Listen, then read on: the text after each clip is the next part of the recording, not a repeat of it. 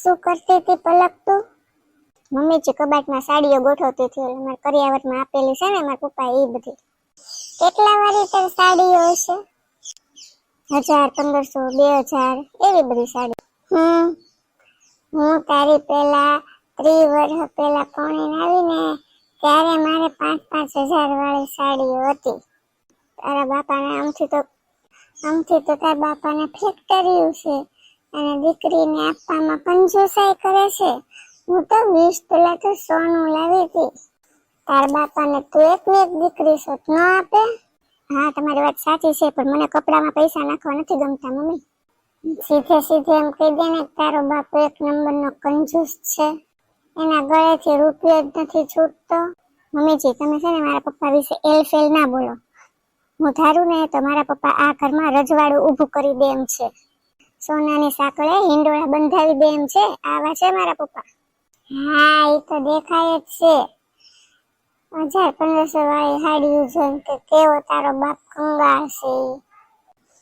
પોતાને તો રાજા રજવાડા જેવું છે ને. અહીંયા ભલે ને ખાવા ઘરમાં કાંઈ ન હોય. લે આય પલક બેટા, કેમ છે?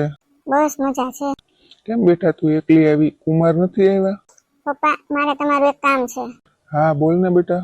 પપ્પા, તમે કરિયાવરમાં મને કાંઈ ઓછું નથી આપ્યું અને કાંઈ ઓછું આવવા પણ નથી દીધું, છતાં પણ આજે મને મારી સાસુએ સંભળાવી દીધું કે તારો બાપ આટલો મોટો કંપનીનો માલિક છે, તો પણ તને 1000-1200 વાળી ગાભા જેવી સાડીઓ આપી. ભલે ને સંભળાવી દીધું બેટા, તારે છે ને આ બધું મગજમાં નહીં લેવાનું. એક બાપ દીકરીને ગમે એટલું આપે ને તો છતાંય સાસરિયામાં કોક ને કોક એવું હોય જ જે આવું બધું બોલ્યા કરે. પપ્પા, જ્યારે કોઈ મેણું મારે ને તો કાળજા ઉપર વાગે છે. તો બેટા તું શું કરવા માંગે છે એ કે.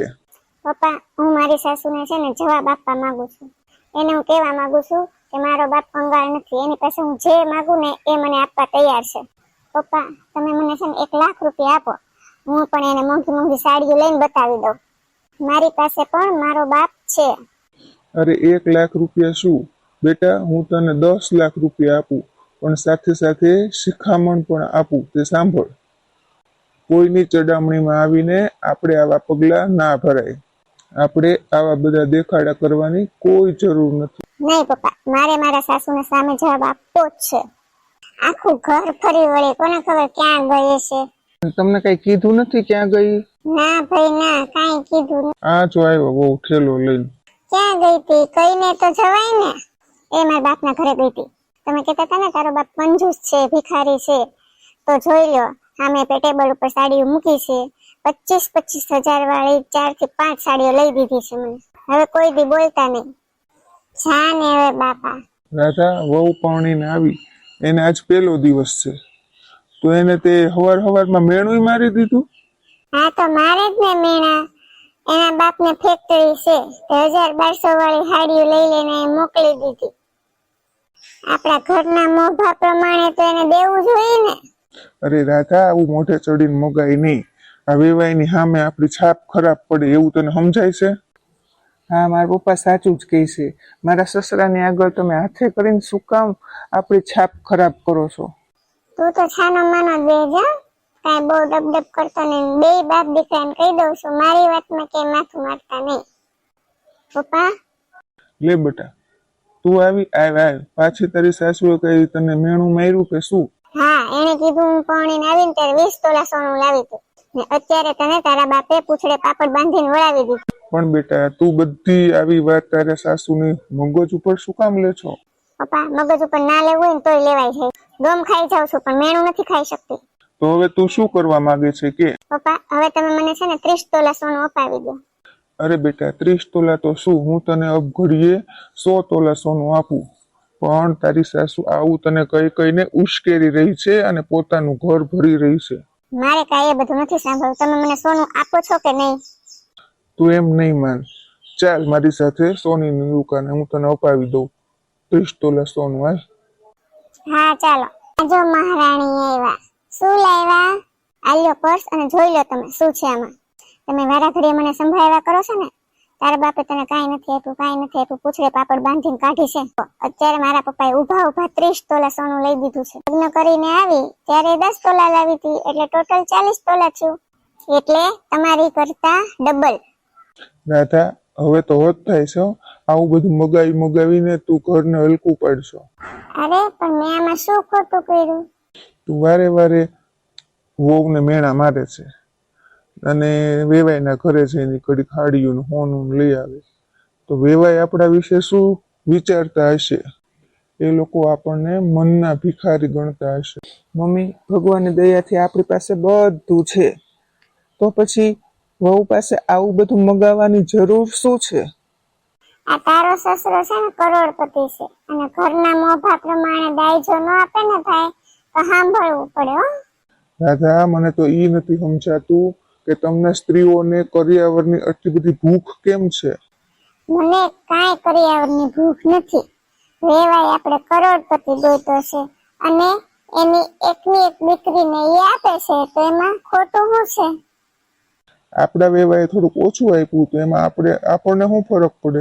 ફરક પડે છે હો. આખું ગામ વાતું કરે કે રાધાબેન નો વેવાય કરોડપતિ છે. હે ભગવાન, આ બૈરાને તો ભગવાને નહીં પૂગે. કાંઈ વાંધો નહીં, પણ તમારા વેવાઈને તો હું પોગીને જ રહીશ. 1 મહિના પછી ને વેવાઈ આવતા લાગે લે હું હેઠી બેસી જાઉં. આવો વેવાઈ. કેમ મસ્ત આવ્યા ને દીકરીને સંભાળ લેવા? સંભાળ તો મારી દીકરી આ ઘરમાં જ્યારથી પૌણીને આવીને ત્યારથી લઉં જ છું. એટલે વેવાઈ, તમે કહેવા શું માંગુ છો?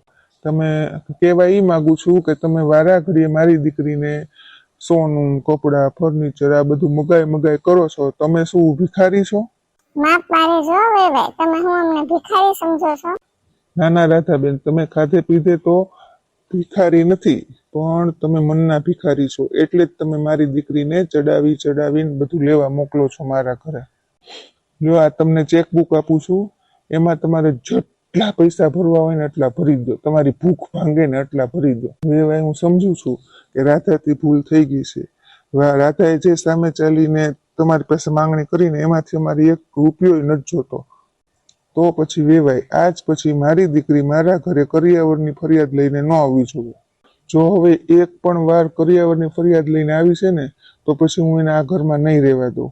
અને મેં મારી દીકરીને પરણાવી છે આ ઘરમાં, વેચી નથી, સમજ્યા? બસ વેવાઈ, બસ શાંતિ રાખો. રાધા, કબાટમાંથી સાડીઓ અને ઘરેણા બધું દઈ દે વેવાઈને, અહીં દેખાડી દે કે અમે તમારી જેવા શું કહેતા હતા વેવાઈ? અમે મનના ભિખારી છે એમ? અમે મનના ભિખારી નથી, મનના ભિખારી તો તમે છો. વેવાઈ, તમે તમારી દીકરીને માગ્યા વગર કઈ આપી નથી શકતા, અને ગામમાં કેતા ફરો છો મેં મારી દીકરીને બહુ દાયજો આપ્યો. મેં તો ઘણા બાપ એવા જોયા છે જે દીકરીને આપીને દેખાડો કરે છે, પણ તમે તો વગર આપે ગામમાં ઢંઢેરો ટીપો છો કે મેં મારી દીકરીને આટલું આપ્યું, પ્રતિષ્ઠામાં વધારો કરો છો. તમારી જેમ નાના અને મધ્યમ વર્ગના બાપને દેવું કરીને પણ દાયજો આપવો પડે છે દીકરીને. વેવાય, કપડાથી તન તો ઢકાય જ જાય છે, પણ મન સારું ન હોય ને ત્યાં માણસ ઉઘાડો પડી જાય છે. તમારી વાત સાચી છે રાધાબેન. મેં મારી દીકરીને જેટલું આપ્યું ને એનાથી વધારે તો મેં દેખાડો કર્યો છે. હું જાણું છું કે મારી પાછળ મારા વારસામાં મારી દીકરી જ છે, છતાંય જે કઈ આપવું પડે ને એ આપવામાં હું નિષ્ફળ રહ્યો છું. વેવાઈ, અમારે તમારી પાસેથી કઈ લઈ લેવાનું નહોતું, ફક્ત ને ફક્ત તમને અરીસો બતાવવાનું હતું. હા ભાઈ, દુનિયામાં એવા ઘણા મા બાપ છે જે દીકરીને દઈ નથી શકતા અને દેવા માટે લેણું કરીને પણ દાયજો આપે છે, અને એ દેવું ભરી નથી શકતા અને છેલ્લે એને આત્મહત્યા કરવાનો વારો આવે છે. તમારી વાત સાચી છે બેન. મારા વર્તા ઉપર હું ખૂબ જ શર્મિંદા છું. મમ્મી, તમે પણ મને માફ કરી દેજો. હું જાણતા અજાણતા તમારી સામે ગમે એમ બોલી ગઈ છું, મારી પણ ભૂલ.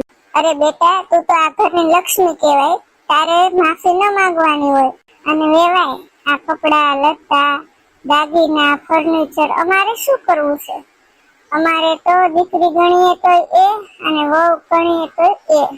અમારે આ બધી વસ્તુની કાંઈ જરૂર નથી. તમે છે ને આ બધી વસ્તુ તમારી સાથે લઈ જઈ શકો છો. ના બેન, કોઈ પણ બાપ એક વખત જે દીકરીને આપે ને એ પાછું ન લે. આ બધું જે કાંઈ પણ છે ને એ મારી દીકરી અને જમાઈ વાપરશે. અને આમ પણ તમે જાણો જ છો ને, મારી પાસે જે કાંઈ પણ છે એ બધું મારી દીકરીનું જ છે. સુખી રહેજે બેટા, શાંતિથી જીવજે હો. હા પપ્પા. ચાલો ત્યારે, જય શ્રી કૃષ્ણ બધાયને. જય શ્રી કૃષ્ણ ભાઈ.